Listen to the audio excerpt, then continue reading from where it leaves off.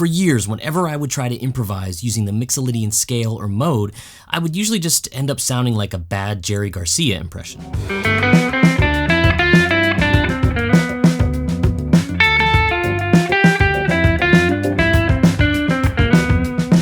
I just couldn't connect with the sound, and I knew I needed to really know and employ this scale or mode, but I had to figure out a way to make it work for me. So I started looking at it from a different angle, and I started to get sounds like this.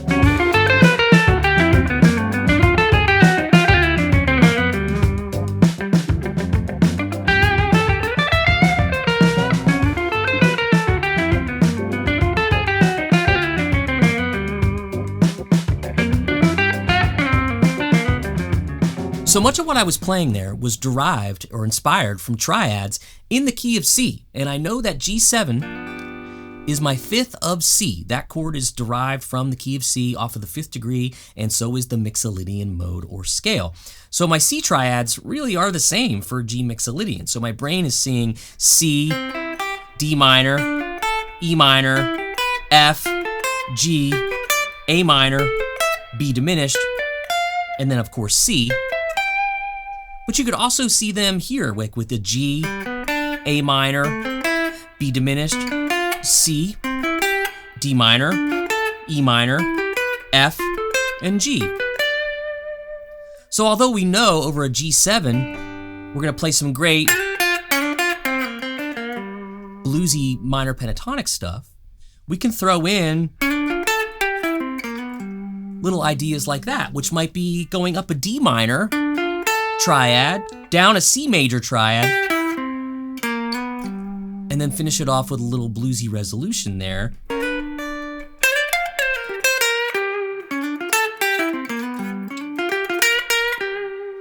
So you can hear I get a little interesting, bring it back home to whatever we're happy with, G major, G minor pentatonic. We could do C, B diminished, A minor, G. You can hear it's leading to that G. If I play it right. Stuff like that. You can hear that if you string that together, it's going to resolve or have a G-ish resolution. So let me bring in the track and we'll just kind of walk through some of those ideas. So I'll roll the track and play some straightforward minor pentatonic stuff first. Then we'll talk about some triad pieces to connect to our normal standard licks that we want to play. Always be thinking triad, then bring it home to a minor pentatonic familiar sound. That's a good place to start. Here we go. 2, ready, go.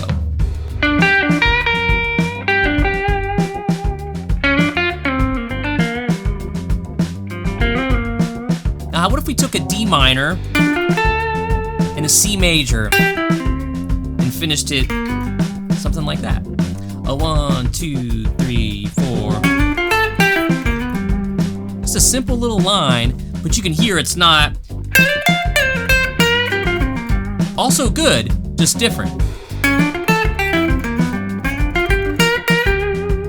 Hear how I did that? Did the triad lick, went to the minor one. Here we go, same thing.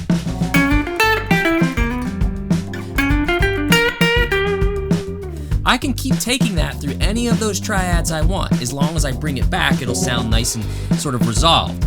So I might do something like this.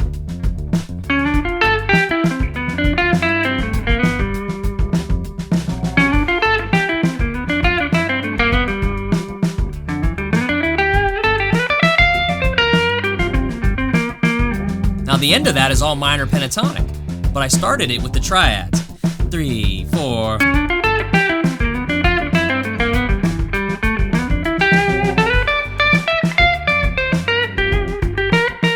Anywhere you find them.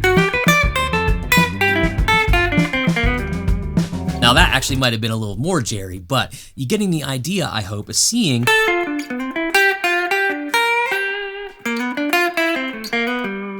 get these interesting little lines as opposed to, right? Really, really fun over just a dominant 7 chord. So we got some things that I want to give you. I want to give you that little simple line. And And I want to give you that trickier one that I played earlier that has chromatics in it, little half-step movements, because that's like the end goal.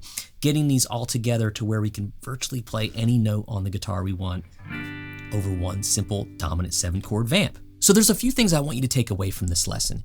And for one, when you're presented with a dominant 7-chord and someone says, play Mixolydian, you just don't have to play scale notes. You can actually play the triads that live in it, which are also, in this case, the same as C major. The other thing I want you to think about is that you don't just have to play a G triad over a G7 chord.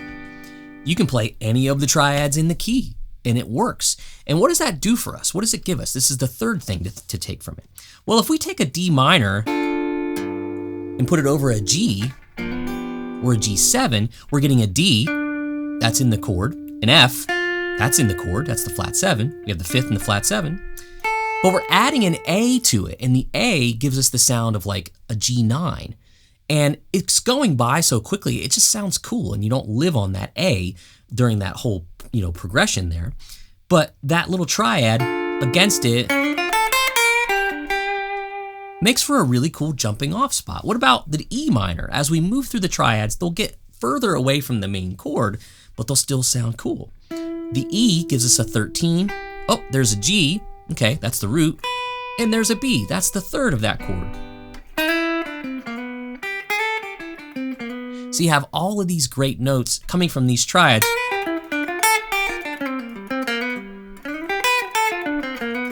Right there. Up the E minor, down the D minor. And it happens for every chord in the scale, every triad, even the B diminished. It's a low-key G7 because it's a B, a D, and an F. All those notes are right in our chord. So it's absolutely allowed and perfect to use those triads over your G7 chord. This is a massive exploration that you can have all over the guitar, regardless of where you play your triads. So this is something I've been working with for a while, and the options are limitless, which is what is so exciting and encouraging to me, because there's no triad in C that I can't play over the G7 chord that doesn't sound good and ultimately resolve to one of my little bluesier ideas that I might want to play. So I encourage you to follow that path if you're interested in this sort of thing.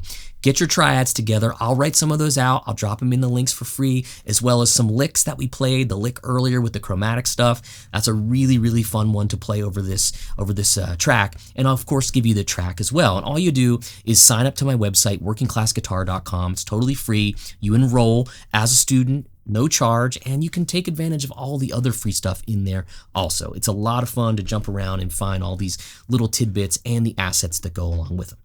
All right, I hope you dug it. This is a blast. I can't stop practicing it. I'm really, really having some revelations. I hope you do too, and join me back here on the channel next time with another lesson. I'll see you then.